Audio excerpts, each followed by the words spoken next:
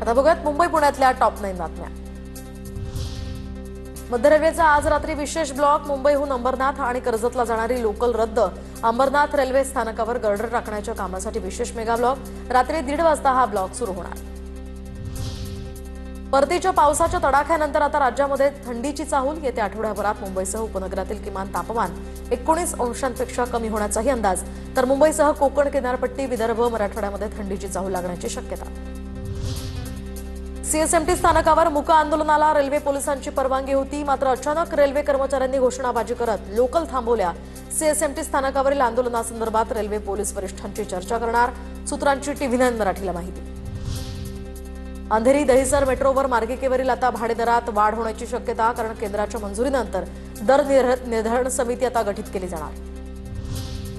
मुंबई महानगर क्षेत्रातील सर्व मेट्रो प्रकल्पांच्या एकत्रीकरणासाठी स्वतंत्र कंपनी स्थापन करण्याच्या हालचाली। MMRDA आयुक्त संजय मुखर्जींच्या अध्यक्षतेखाली ही समिती गठीत।